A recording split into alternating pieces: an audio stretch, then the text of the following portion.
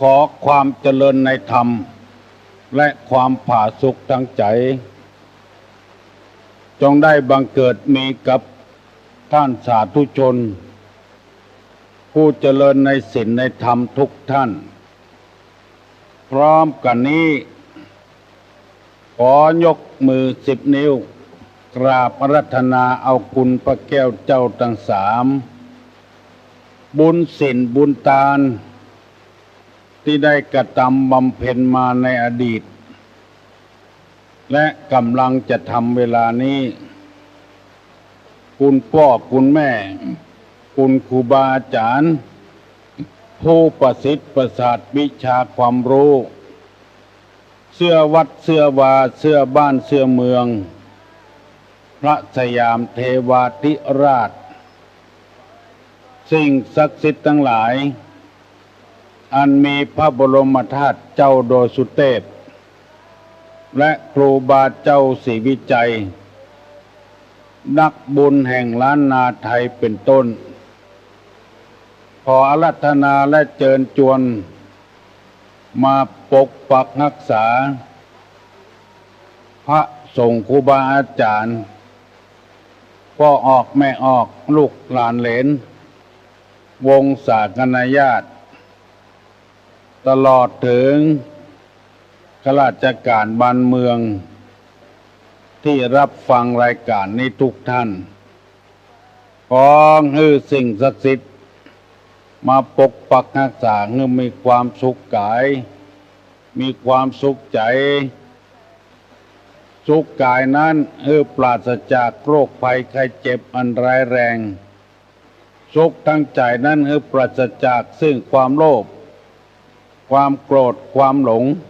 ความอิจฉาริษยาอาฆาตพยาบาทซึ่งกันและกันขอเชิญชวนท่านสาธุชนทั้งหลายกาเลนะธัมมัสสวนังเอตัมมังคารมุตตัมมังมาละเนอเสียงก้องเสียงกองเสียงมองต่ำเข้าเสียงทุเจ้าเทศนาธรรมมาถึงบ้านถึงจองถึงวัดถึงวาถึงสถานที่อยู่ของพี่น้องทั้งหลายขอขอบคุณท่านสาธุชนทั้งหลายที่ติดตามรายการนี้เป็นห่วงเป็นหามตุลุงเวลานี้ได้มาถึงแล้วจะมาออกอากาศพี่น้องทั้งหลายได้ฟังวันนี้จะได้นำเอากรรมที่ว่าทำสำหรับพ่อบ้านแม่บ้าน10 ประการคือจริยธรรมนี้เป็นกรรมที่แน่นอนบอกว่าผู้นั้นจะอยู่ในชาติใดศาสนาใดลัทธิใดนิกายใดถ้าเอาจริยธรรมนี้ไปใจจะอยู่มีความสุขเพราะว่าพุทธศาสนานี้สอนให้คนพ้นจากความทุกข์ให้มีความสุขดังที่เคยเสนอไปแล้วหลายครั้งหลายหนแล้วว่าคนอันนี้เปื่อนทุกข์เปื่อนยากตึงวันเพราะบ่ได้เอาความสำเร็จในชีวิต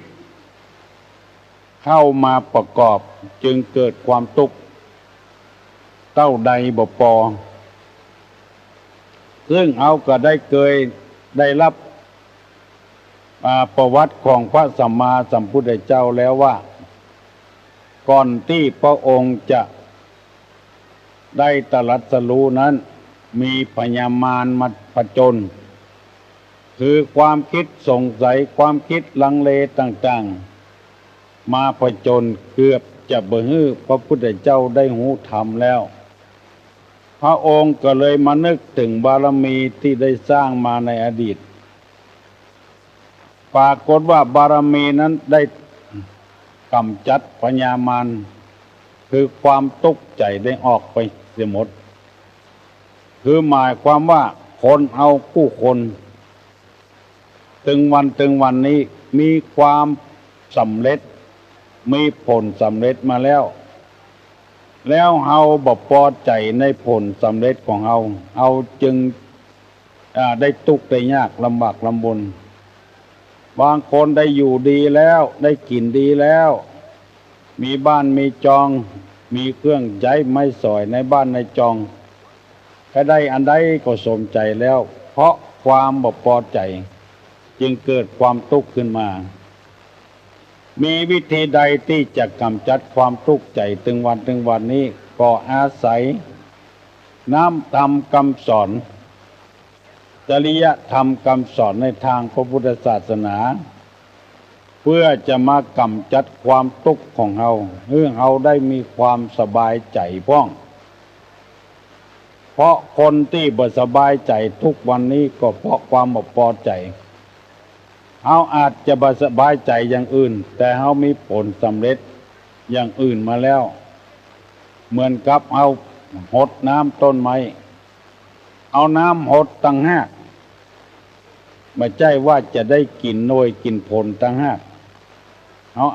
เอาจะได้กินหน่วยกินผลตั้งบนพุ่น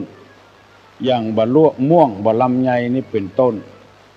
รดน้ำตีรากต้นไม้แต่ก็ได้กินหน่วยกินผลทั้งบนหมู่นี้เป็นต้นบุญที่เอาทำมามีมากเอาก็ได้สำเร็จบุญแล้วแต่เฮายังทุกข์ใจอยู่ผลสำเร็จในชีวิตจึงบ่เกิดขึ้นง่ายๆเมื่อพระพุทธเจ้าได้ถูกมารผจญพระองค์นึกถึงบารมีที่ได้ทำมาแต่อดีตชาติบารมีนั้นมาท่วมท้นพญามารต่างๆก็เลยอนทลายกลับหายไปในที่สุดพระพุทธเจ้าก็ได้ตรัสรู้เป็นพระอนุตตรสัมมาสัมโพธิญาณเพราะฉะนั้นจึงใคร่ขอเชิญชวนท่านทั้งหลายสร้างบารมีไว้แถมอย่าไปใจอ่อนใจตายจะไปใจเสาะใจซอดสร้างไว้อยู่เรื่อยๆจริยธรรมพ่อบ้านแม่บ้าน10อย่างที่ตุลุงนำเสนอไปนั้นมี1ไฟในอย่าไปนำออก2ไฟนอกจะไปนำเข้า3รู้จักตอบแทนแก่ผู้ที่เคยให้ข้อที่4อย่าไปฮื้อแก่คนที่บ่ควรฮื้อเช่นคนขี้ค้าน5รู้จักช่วยเหลือทั้งฝ่ายพ่อเมียแม่เมียฝ่ายพ่อผัวแม่ผัว6บ่นั่งเฉยในเมื่อพ่อเมียแม่เมียพ่อผัวแม่ผัวทำงานอยู่ช่วยเพิ่น7บ่กินก่อนพ่อผัวแม่ผัวพ่อเมียแม่เมียได้อธิบายไปแล้วแล้วข้อที่8ตื่นก่อนนอนทีหลังปฏิบัติครอบครัวนี่ตามความเหมาะสมบ่ฮื้อมันหย่อนเกินไปบ่ฮื้อมันเบ้อเกินไปวันนี้จะเอาข้อที่9กับข้อที่10มาเสนอให้ท่านทั้งหลายฟังแถมข้อที่9ว่าฮื้อมีความเคารพยำเกรงพ่อผัวแม่ผัวพ่อเมียแม่เมียหรือผัวเหลี่ยมเมียเหมือนกองไฟหรืองูพิษทำไมท่านจึงว่านี่เคารพยำเก่งพ่อผัวแม่ผัวพ่อเมียแม่เมียเหมือนกองไฟหรือมีงูมีพิษเพราะว่าสิ่งเหล่านี้เฮาลาสาบ่ได้อาจจะเป็นพิษเป็นภัยอาจจะไม่เฮาวันใดวันหนึ่งก็ได้จะไปไว้วางใจเมื่อใดเฮาบ่เคารพยำเก่งเฮาบ่สัมมาคารวะอาจจะเป็นพิษเป็นภัยกับเฮาก็ได้ถือว่าทุกอย่างเหมือนกับเฮานั่งหลังเสือลงเมื่อใดอาจจะคบเฮาเมื่ออันเวลาที่เฮานั่งนี่อาจจะบ่มีอันตรายเวลาเฮาลงนั้นจะมีอันตรายเพราะฉะนั้นพิจารณาเสียก่อนอาจจะวันใดวันหนึ่งอาจจะเป็นพิษกับเฮาอาจจะไม่กับเฮา ข้อนี้เปิ้นเสนอมาว่าเอาทำตลอดรอดฟังทำสืบเนื่องทำต่อไปถ้าเฮาบัดทำต่อไปบัดสืบเนื่องมันอาจจะเป็นพิษเป็นภัยกับเฮาเหมือนกับบางคนที่โทรศัพท์มาหาตุลุงฟังถึงวันละขาดตอนไป4 เจ้า 5 เจ้าก็เลยเป็นพิษเป็นภัยละคือว่างุดหงิดเครียดมาได้ฟังหมดนี้เป็นต้นขอเนื้อได้ระวังตลอดเวลาเพราะสิ่งเหล่านี้มันเกิดขึ้นได้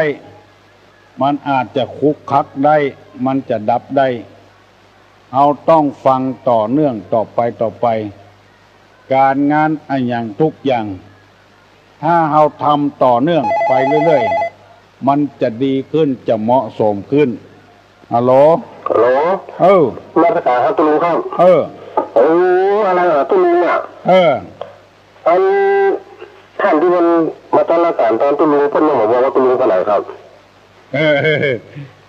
เปิดไปซ่อมเครื่อง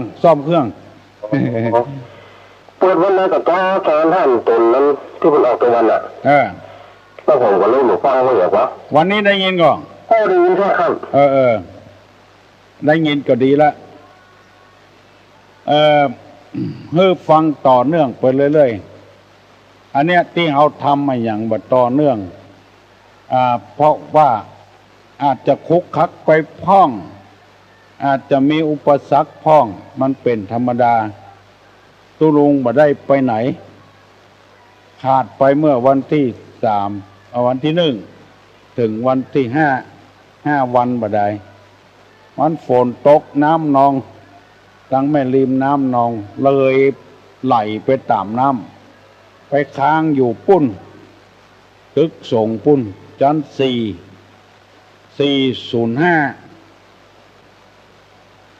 ห้องที่นอนน่ะไปค้างอยู่ปุ้นได้5 วันบ่ได้อดใจเอาคือเอาทำอะไรอย่างให้มันต่อเนื่องคือเขาลบยำเก่งพ่อผัวแม่ผัวพ่อเมียแม่เมียเชื้อใดเมื่อลูนปุ่นป่ายมาก็เขาลบยำเก่งอย่างเก่าอย่างเดิมเหมือนกับไฟเหมือนกับงูมีพิษ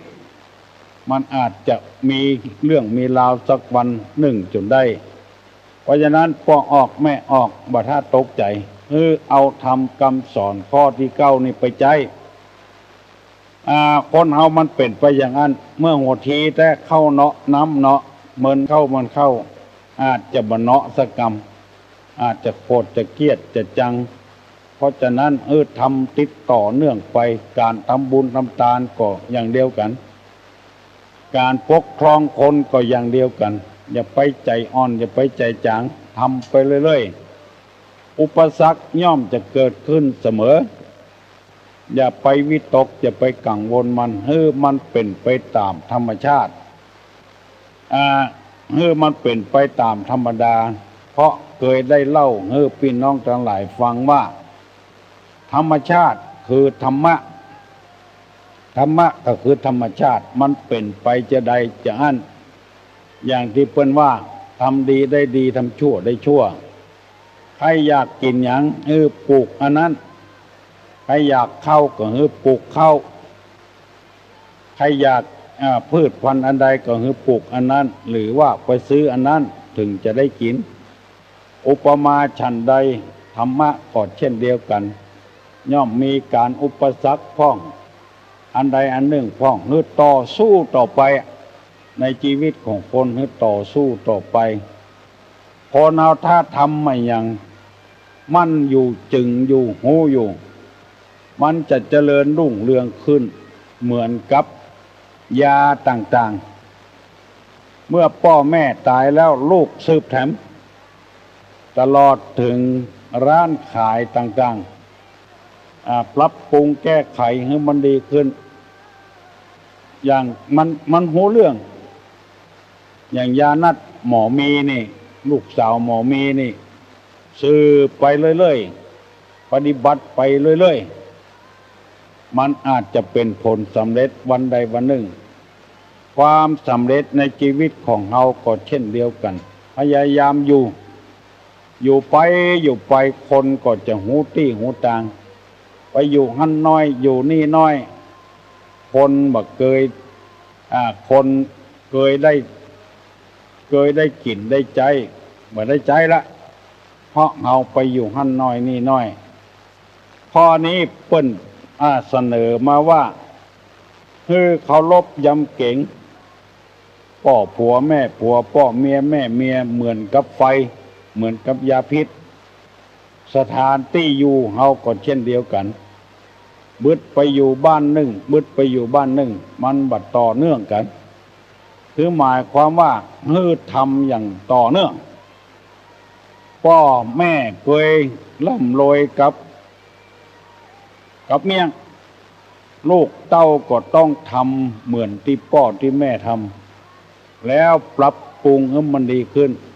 เก็บเมี่ยงซื้อเมี่ยงขายเมี่ยงหมู่นี้เป็นต้น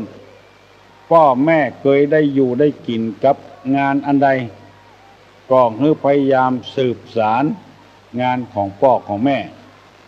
ปัจจุบันนี้เฮาจะหันว่า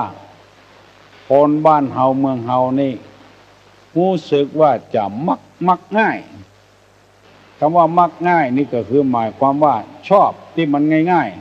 ๆอันที่พ่อแม่ทำมาจนพอล่ำพอรวยมันยากก็เลยบ่ทำกันเปลี่ยนมาเป็นอย่างอื่นไปอย่าพ่อแม่เคยร่ำรวยกับให้กับสวนมาซื้อให้ซื้อนาต่อไปแถมลูกก็เอามาขายเอาไปซื้อรถมาขี่เอาไปอย่างอื่นไปทำอย่างอื่นลงทุนอย่างอื่นบ่เหมือนพ่อบ่เหมือนแม่บางทีพ่อแม่เป็นครูลูกบ่เป็นสักกรรมไปเป็นอย่างอื่นไปเหียความเป็นครูนั้นก็พุดไปหายไปอยู่เรื่อยๆพ่อแม่เป็นข้าราชการลูกไปเป็นพ่อค้าพาณิชย์บ่ได้สืบการสืบงานของพ่อของแม่บ่ได้ปรับปรุงให้มันดีขึ้นบริษัทต่างๆที่อยู่ในหัวในเวียงพ่อแม่ขายผ้าลูกเกิดมาก็ขายผ้าอย่างพ่ออย่างแม่พ่อแม่ร่ำรวยกับโรงเรียนตั้งโรงเรียนขึ้นลูกก็ต้องสืบพฤติกรรมของพ่อของแม่สืบสานที่พ่อแม่ได้ทำมาก็เจริญรุ่งเรืองขึ้นถ้าเอาไปเนี่ยการอย่างอื่นมันบ่ได้สืบสานคนที่เคยใจเคยกินอย่างยาชนิดต่างๆมันมีแต่เจนใดเจนเบามาจนกระทั่งบัดนี้ก็ยังมีอยู่ลูกก็จะได้สืบสานต่อไปแถมธรรมะข้อนี้นะจริยธรรมข้อนี้มันหมายความว่า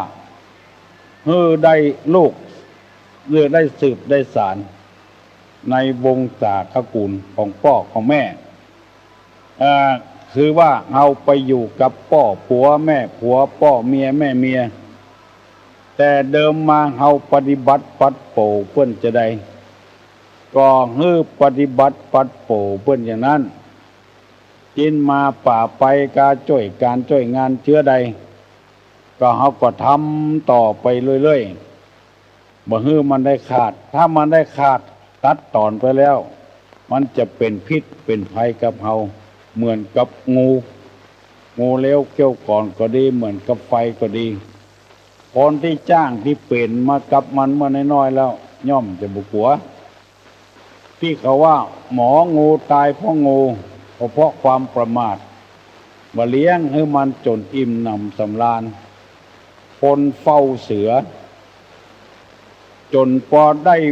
ลูกจนพอได้คุ้นเคยกับเสือเคยคืออาหารมันก็ยินดีกับเขาเมื่อเข้าอาหารวิตขาดเสือมันหิวมันก็เลยปิกมาคบคนที่เลี้ยงมันแถมอุปมาฉันใดก็ฉันนั้นเคยเคารพยำเก่งครูบาอาจารย์เชื้อใดเอาก็เคารพยำเก่งตลอดมาจนปัจจุบันเคยเคารพยำเก่งเพิ่นเมื่อลูนมาบ่มีสัมมาคารวะ ก็เกิดเป็นเสือเกิดเป็นงูพิษได้ที่เขาว่าหงองูตายเพราะงูคนเลี้ยงเสือตายเพราะเสือเพราะเอาประมาทเอาลาสาเอาบ่เลี้ยงบ่ดูบ่พ่อบ่ปล่อยมันเหมือนเก่าเหมือนเดิมไปลาสาไปคนที่ย่างเล่าแล้วชาติดีแล้วเป็น5 ปี6 ปีปีกมากินแถมอันเนี้ยเป็นเสือครบทำแล้วหายเหลือเก่ากินนักเหลือเก่าย่างโมลีได้เป็น10 ปีแล้วปีกมาสูบแถมซ้ำสูบนักเหลือเก่าอันตรายนักเหลือเก่าเพราะว่าร่างกายของเฮานั้นมันบักแข็งแรงเหมือนเก่าเหมือนเดิมแล้วเอาซ้ำไปสูบอันย่างเหล้าแล้วปีกมากินแถมก็สำนักเหลือเก่าขายหน้าหรือขายตาเหลือเก่าหมู่นี้เป็นต้น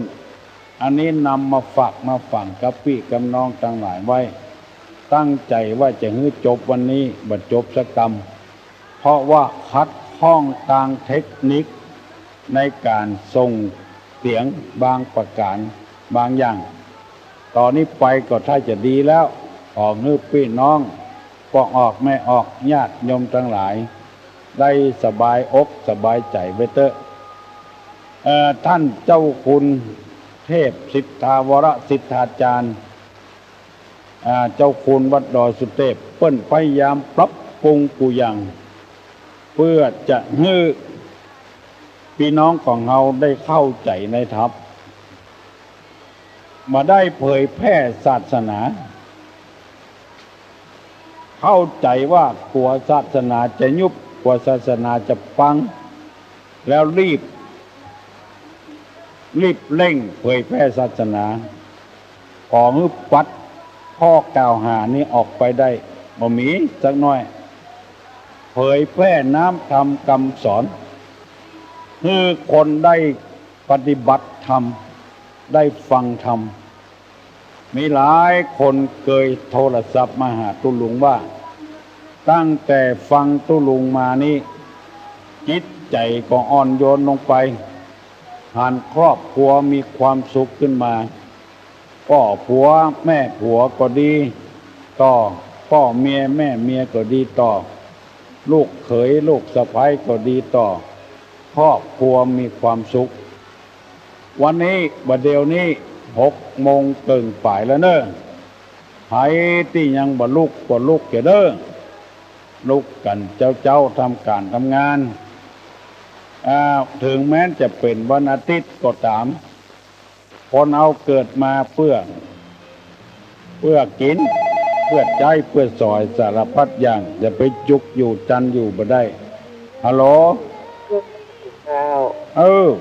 ขันเก็บของฮะน่ากะอธิษฐานเขาลุงหายไปเว้ยน่ะกะโอ้หายกะแล้วเนาะหายแล้วลูกมันถึงว่าออกหนูเตื้อมันเมินมีลูกใช่มันใครมีพักเมินหน่อยใครคือพักมันเมินหน่อยตัวว่าจะนะใครมีสบายนักตัวเนี่ยชั่วโมงเดียวบ่ได้24 ชั่วโมงเนี่ยการชั่วโมงเดียวบ่ได้ยินดีเนอะที่เป็นห่วงนะถามยังก็วันนี้มาถามยังก็ถามเลยเจ้าดีจักตัวเจ้าหายเงินเจ้าเงินตุลุงหายบ่อยๆเนาะยินดีเนอะจักการเจ้ามาจักการแล้วเจ้าเจริญพรปากันเป็นห่วงเป็นหามตุลุงทำการทำงานต่อไปเอาเคยสอนเปิ้นให้ยัดการเอาแบบเนี้ยบ่ได้ฮัลโหลเจ้าตุ้งเจ้ามีหลายคนที่จะเข้ามาบ้านน้องเนี่ยปีอย่างนึงก็โทรมาถามที่จานเนาะที่รวมจากไทยแม่ฉันรอยได้สเก็ตปกติถามแต่ว่าตะลุงไม่ได้จะหายหรอกคือเติงหากะคือเติงหาเนาะแล้วน้องหลานวันที่ได้ออกแล้วจริงๆถ้าอาจารย์น่าได้มาเพื่อกะเทได้ดีเจ้าตะลุงแทนตะลุงได้ดีแต่ นกันได้แฟนกันได้เนาะถ้าบอกฟังไม่ดีเนี่ยจะบอกรู้เลยว่าโอ้เขาได้ละอย่างอะไรอย่างตึ้งก่อนมาเนาะเจ้าเจ้าจะเป็นตึ้งได้เจ้าเอาไว้สาเจ้าขอขอบคุณแม่อินเนอร์บ้านหนองตองโอ้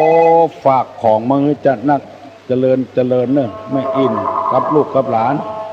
ฮัลโหลเจ้าไว้สาเจ้าไว้สาหายดีแล้วแต่เจ้าหายดีแล้วหล่นแบตมีหาร3 รอบวันนี้เยอะเราไม่หาย3 รอบเลยของตัวนึงหายไปเลยนะเจ้าเจริญพรไปซ่อมเครื่องมาได้ไม่ใช่เครื่องอะไรซ่อมเครื่องจากประจางก็หลวงสิจุงเจ้าลุงเจ้าว่าจะได้บอกว่าจะได้แต่ว่าตุ้ลุงดักไปแต่ว่านี้อย่างเจ้าโอ้มันเนี้ยหยังอันตุ้ลุงบอกมาหลายวันนะตุ้ลุงอันแฟนเจ้าว่าอันเสียงที่ตุ้ลุงนั่นมาเหมือนตุ้ลุงเนาะเหมือนจ้ะแต่ก็คล้ายๆน่ะแต่มันตุ้ลุงจะเสียงเป็นคนอย่างเนาะเจ้าคนเอาไปเหมือนกันยังไงเจ้าแล้วน้องไว้จ่าเจ้าของหายเลยนะเจ้าเจริญพรเขาหายโวยมันกลับไปซ่อมเครื่องพงกันจะไปเหมือนใจกูย่างเป็นไปบ่ได้การกันจาก็เหมือนกันมันพรสวรรค์ของไผของมันบางคนก็จัดม่วนโวยไปเหี่ยพอป๊บฟังบ่หูเรื่องไปเหี่ยฮัลโหลภาษาครับเจริญพรอันตะลุงนั้นตะลุงมากำลังมาวันนี้แล้วนะตะลุงนะมาเมื่อเจ้านี่ครับมาแล้วก็จะตัดเป็นเรื่องธรรมดานะตะลุงนะครับเป็นแต่กายแต่ใจตะลุงเป็นอย่างนะตะลุงนะแม่นน่ะลุงใจเข้มแข็งอยู่แล้วจุ้มใจครับผมขอเรื่องกำลังใจตะลุงเป็นนะครับเจริญพรยินดีเนอะครับยินดีที่ให้กำลังอกกำลังใจกับตุลุงบ่เป็นหยังมันคนเฮามันเสียได้ซ่อมได้หมอเพิ่นเก่งมาเดียวบ่ถ้าตกอกตกใจหยังเด้อฮัลโหลครับสุขครับท่านตุลุงวันนี้ตุลุงอยู่วัดก่อครับวันนี้อยู่วันค่ำเลยผมจะไปกับตุลุงนะครับไม่เอี่ยวหาแล้วครับผมเวลาใดก็ได้เนอะครับผมถ้าพักผ่อนอยู่ก็เขาห้องเด้อเนอะครับผมบ่มีคำว่าเบื่อแขกนี่บ่มีครับตลอดเวลายินดีเนอะจะมาหาเอาอย่างมาหมัวเนาะถ้าเปลี่ยนลำไยก็แล้วขอบคุณกับโยมที่ได้เอาอย่างก็โต๊ะหมู่ปุจากับระฆัง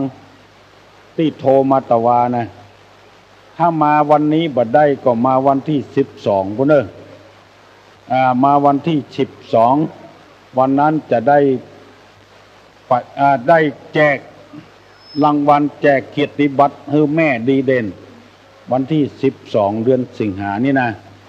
แม่ดีเด่นทั่วอำเภอแม่ริมปู่บ้านฮัลโหลบ้านไหนคนหนึ่งเจริญพรนางเนิ้งเจ้านางเนิ้งเนาะเจ้าที่น้องที่เกิดในวันนี้ท่านจะฟังที่เจ็บหมอเจ้าเลยโทรมาน้องที่เกิดในปุ๊บแล้วตุ๊กลุงไปไหนตุ๊กลุงไปไหนที่กับลิงจัดเหมือนเขาตุ๊กลุงบุกไปแก้วตุ๊กลุงบอกพักเมินห้องนี้พักสัก2-3 วันมาเป็นยังทำงานชั่วโมงเดียวบ่ได้ใจวันที่ตุ๊กว่าใจดีกันทำใจสบายด้วยเป็นยังมาได้บอกให้กันได้อย่าแตกตื่นไปใจโรงพยาบาลมันเสียน้ำมันแปลงมาเดียว ดอกอันหนึ่งเป็นร้อยไปเอาไปฮื้อกัน มันเสี่ยงกันต่างนักกินก็บ่ได้กินมันจันอย่างได้พ่อตุลุโอ้ฉันนี่ก็จืดจางๆเนอะกินเค็มก็บ่ได้เผ็ดก็บ่ค่อยได้อันยังก็ได้เป็นจิ้นเป็นเนื้อนี่ก็เพิ่นฮื้อเบาไปพ้องบ่กินก็บ่ได้นะเพราะร่างกายยังต้องการพวกเนื้ออยู่สบายแล้วได้แล้วโอ้สบายเลยแล้วสบายมากเจ้าตั้งใจว่าดีแล้วนี่สบายเจ้าบ่เป็นอย่างเนอะทำใจดีๆเด้อเคยได้ยินมาตึงวันแล้วย่างไป5 วันบ่ได้เอามาลบกันนี่มันโอ้ผลคุ้มค่าโลเนาะยินดีโต้ยที่เป็นห่วงเนอะเหลือปีเหลือเนืองเหลือพ่อเหลือแม่ก็เนอะเป็นห่วงตุลุงจะออกอากาศถึงวันทางนี้ไปคือว่าตีบ่ได้บอกล่วงหน้านั้นกลัวเปิ้นจะเป็นห่วงพากันไปเยี่ยมไปใจน้ำมันก็ลดก็แปลงบ่เดียวไฟมือบ่ได้ก็บ่เหมาะสมจะซื้อนั้นซื้อนี้ไปฮื้อแถมมันเสี่ยงเงินเสี่ยงทองนะตุลุงก็บ่ใจว่ารังเกียจไผสักคนคือเก่งใจยังมีไปอยู่นะไปจะหลายคนเอาอันนั้นอันนี้ไปฮื้อเก่งใจเพื่อนฮัลโหลไหว้สาเจ้าวันที่รอคอยมาถึงแล้วเนาะวันที่รอคอยมาถึงแล้วเจ้าเก่งเก่งไม่ใช่เก่งนะวันที่รอคอยมาถึงแล้วรอคอยได้แล้วเจ้าไม่จะวันที่จะออกแล้วก็รอวันที่วันนี้กับวันที่ออกแล้วลงมาตามสัญญาเนาะตึงเหมือนละตึงมาขว้างกันโอ้ไปขว้างไงเหตุจำเป็นมาได้เนาะถึงยุดถึงนี้ถ้าอย่างใดก็จะโทรมาก็มันทุกปอมาได้เจ้ามีเรื่องมารบกวนแล้วเจ้าเจริญพรเนอะไว้สาเจ้าความจริงไม่อยากทิ้งไปไหนหรอกพอหมอบอกให้ฟอกไตในสถานตึกศรีพัฒน์นัดเอาไว้จันทร์พุธและศุกร์จันทร์และพุธศุกร์ทุกวันมันมีความจำเป็นมันละบ่ขว้างกันไปที่ไหนเจ้าคุณเปิ้นก่อนยังเป็นห่วงอยู่แต่ว่าเปิ้นประชุมกันที่วัดโลกมูลีตุลุงก็ออกโรงพยาบาลมาแว่งั้นว่าเพื่อก็ถามว่าผู้ลุงเป็นไงพ้องกล้าออกยามานี่นะจะมาประชุมเนี่ยโอ้ไปพักก่อนบัดถ้าประชุมตุลุงก็เลยบ่ได้ประชุมจักรรมเลยไปพักไปผ่อนมาพักมาผ่อนเนี่ยแต่ว่าสำคนเต็มวัดเพราะว่าเพิ่นประชุมผู้สูงอายุกาดนี่ขายของนี่มีกุยอันปันจันตั้งแต่ไม้จิ้มฟันยันเหือลบปุ่นสปะสปืนเพิ่นก็มาขายครอบขายครัวกันเต็มวัดไผแค่มาหันกาดลองมาพอสักวันเสาร์ต้นเดือนแล้วสำหรับเสาร์ที่2นี้ก็จะมีญาติมีโยมมาฟังเทศน์มาถามปัญหาตอบปัญหากันเลี้ยงข้าวเลี้ยงน้ำกันไผมีข้าวมีอย่างก็ห่อมาโดยมากินของไผของมันพ้องทางวัดก็จะช่วยพ้องแล้วก็จะมีการแจกเกียรติบัตรคือแม่ดีเด่นทุกหมู่บ้านในอำเภอแม่ริมนี้ทุกหมู่บ้านขอบอกให้ท่านกำนันผู้ใหญ่บ้านและนายกและอบต.ทุกตำบลตัว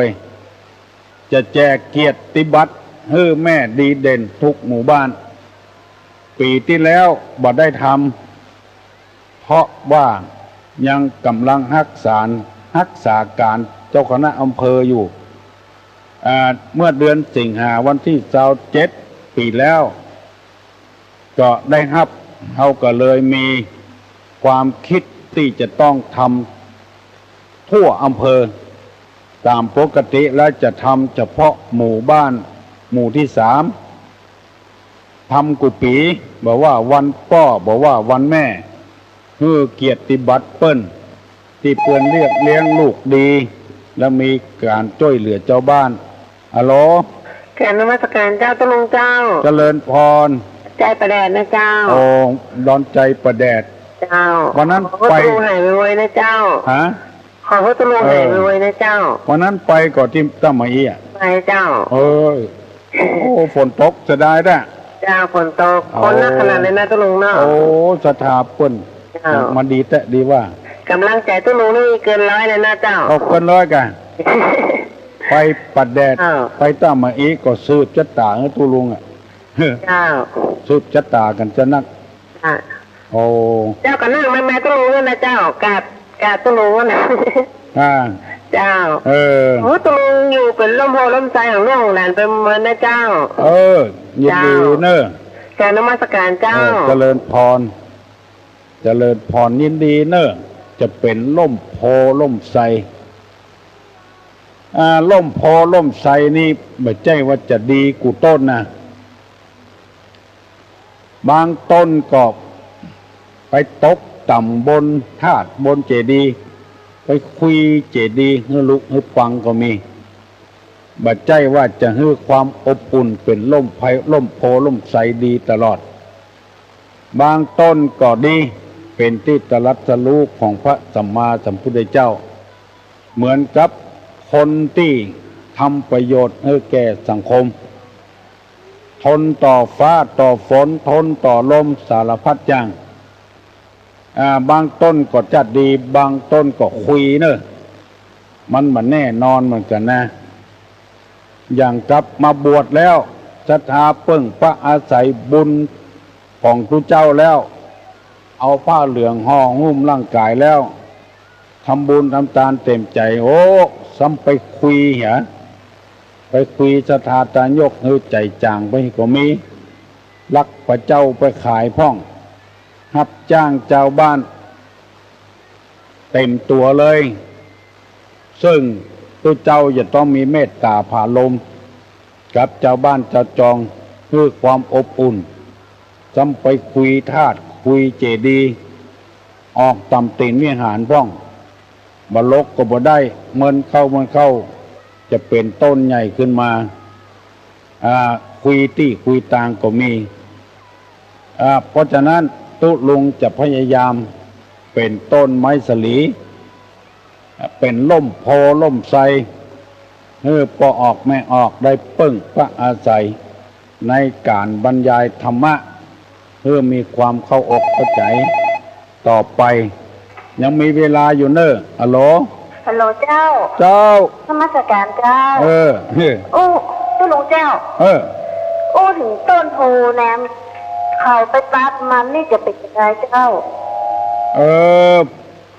เปิ้นว่า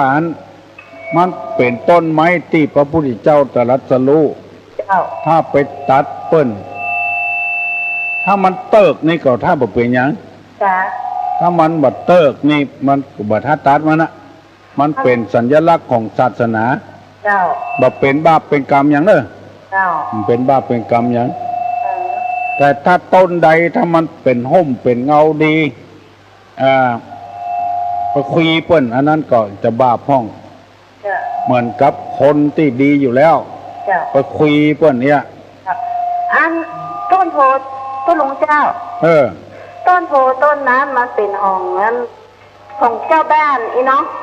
เจ้ามันเป็นของเจ้าบ้านดั้งเดิมมาแล้วเนาะตามธรรมดานี่ปกติมีกับวัดกุฏิกุฏิแค่นี้มันจะเป็นของเจ้าบ้านถ้ามีปาติฟันมันนะเจ้ามีปาติฟันมันนะเจ้าคนไปฟันเปิ้นเจ้าจังเปิ้นเถอะก็ทำของปกติเนาะเจ้าเอาบัดถ้าไปตุกใจกับเขาเจ้าเปิ้นว่ามันบ่ดีเนาะแต่คณะเจ้าโอ้ยินดีเนอะต้นไม้สลีนั้นเหมือนกับพ่อเหมือนกับแม่นะคนใดไปตัดต้นไม้สลีนี่ก็คนนั้นก็ค้ำพ่อค้ำแม่นั่นนะมันต้นเดียวบ่ได้มันบ่เติกบ่เคิงอย่างเกาะบ่ทัดตัด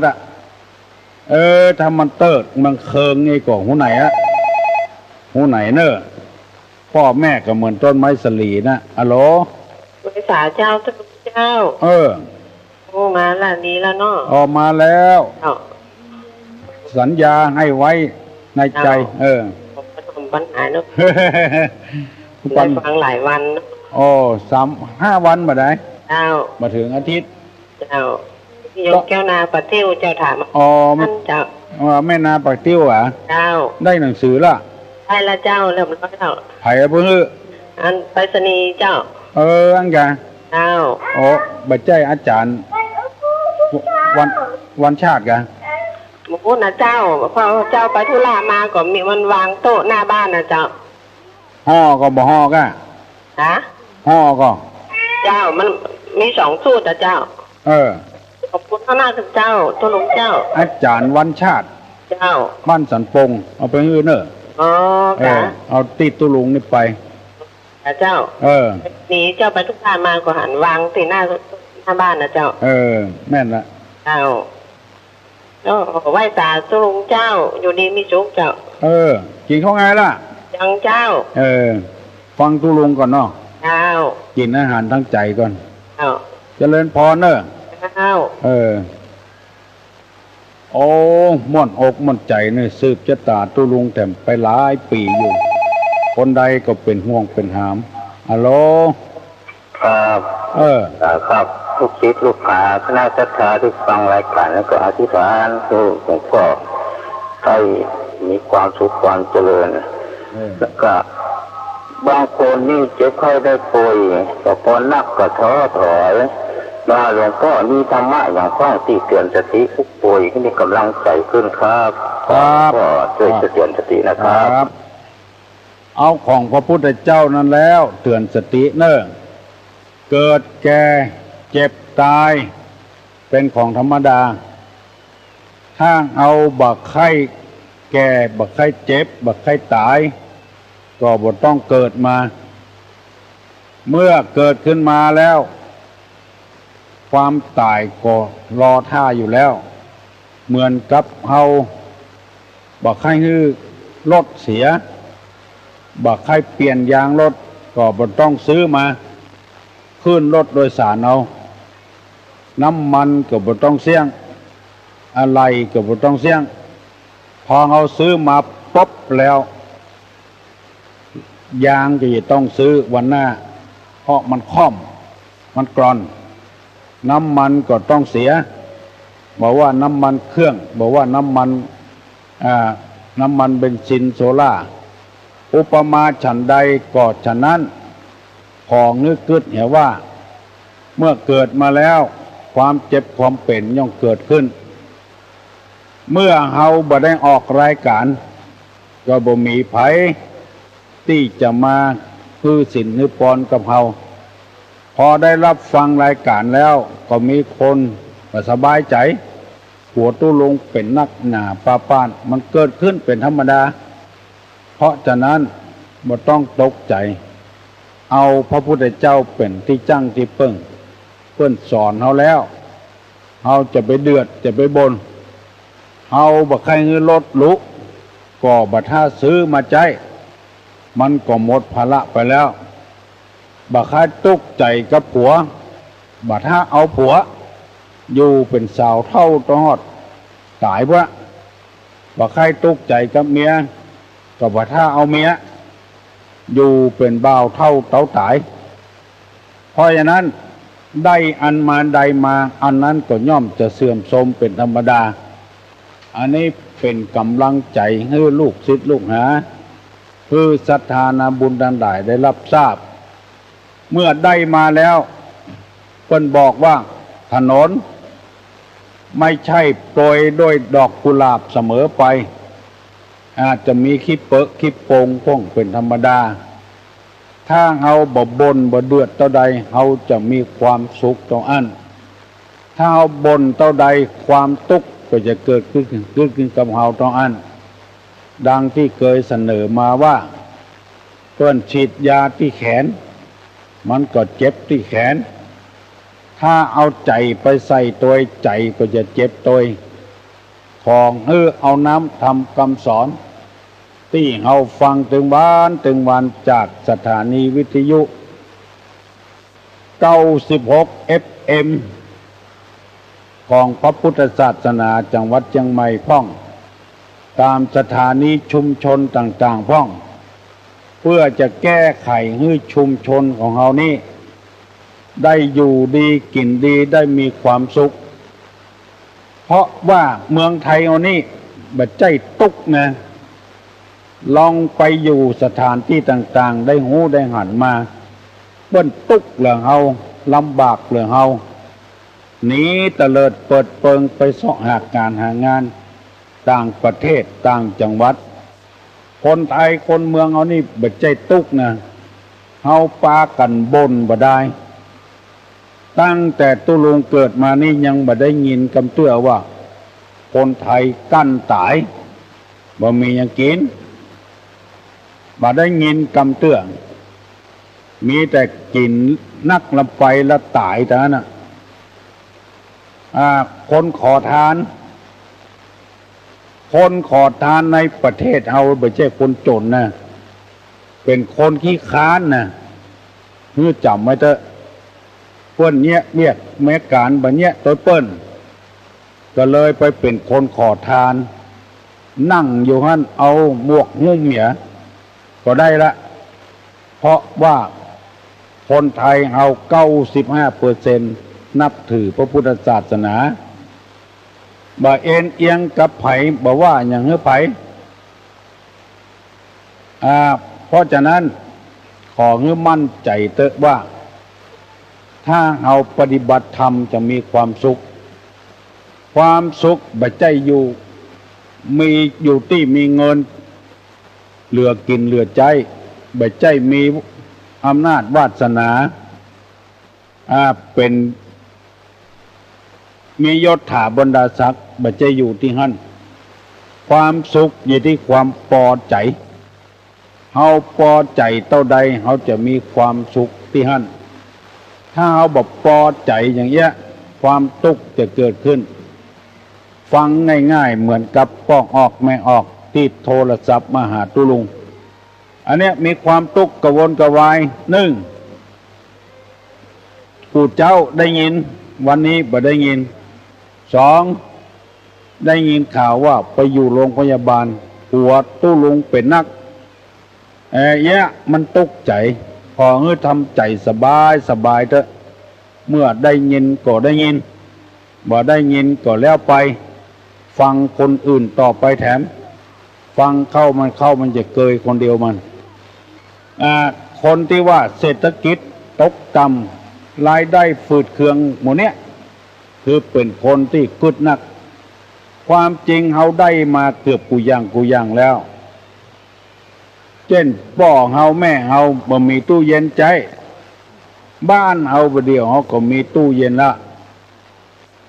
พ่อเฮาแม่เฮาอยู่บ้านมุงคามุงต่องตึงปีหนึ่งก็ได้ซ่อมเตื้อหนึ่งห้องกันว่าซ่อนเฮือนเฮานี่มุงกับเบื้อง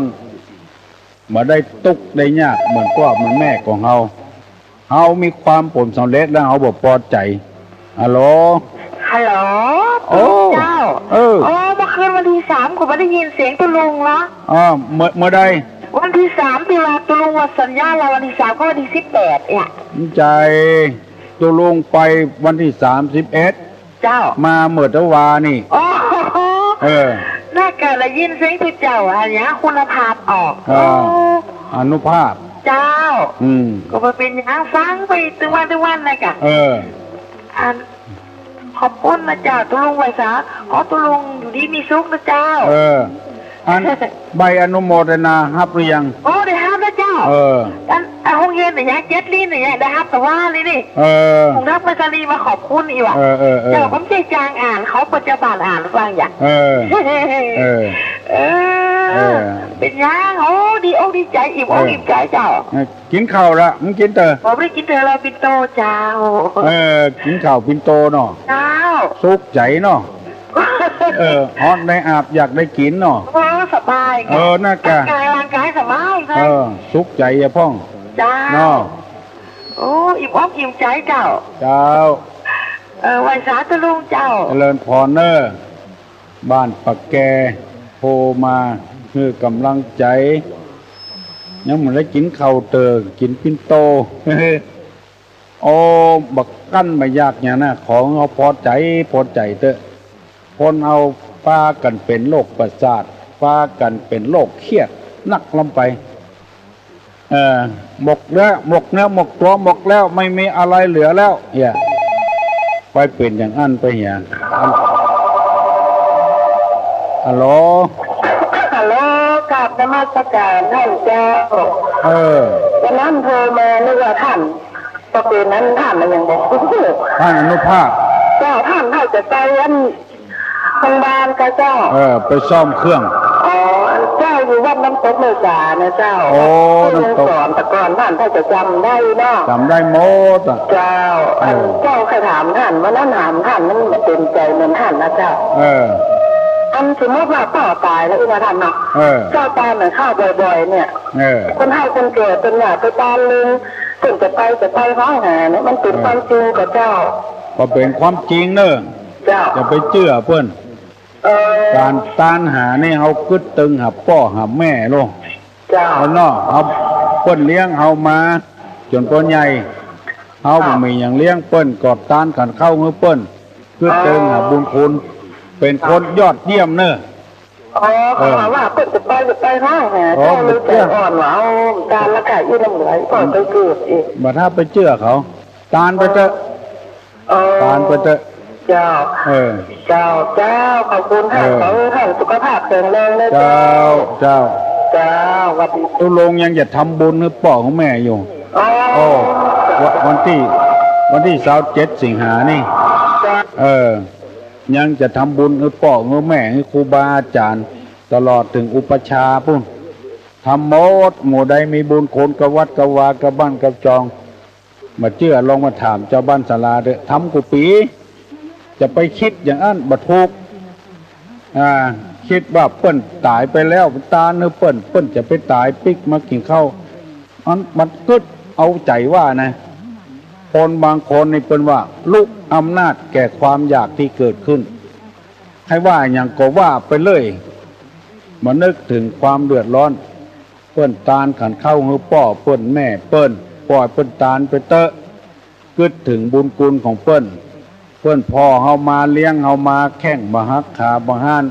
หูมันนวกตาบอดก็เปิ้นพ่อของเฮา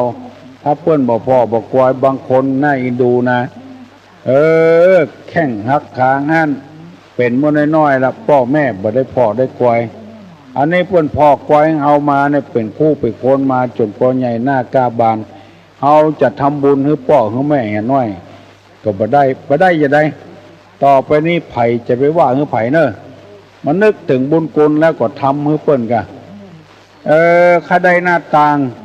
สักช่องนะเสาสักต้นนะในศาลาข้าได้ปูน10 ถุงนะอุทิศให้พ่อของแม่ทำไปเตอะบัดถ้าฟังกรรมไผฟังกรรมผู้เจ้าเนี่ยตุลุงจะได้ปั่นปอนนะเนอะขอให้ได้อยู่ดีมีสุขกำจูสมพระพุทธศาสนาเจริญตลาดปลอดเต้า5 ปันพวสาเนอ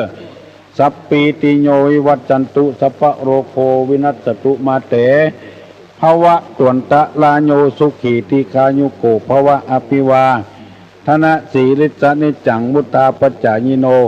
จัตตาโลธรรมาวัฏันติอายุวันโนสุขังปลัง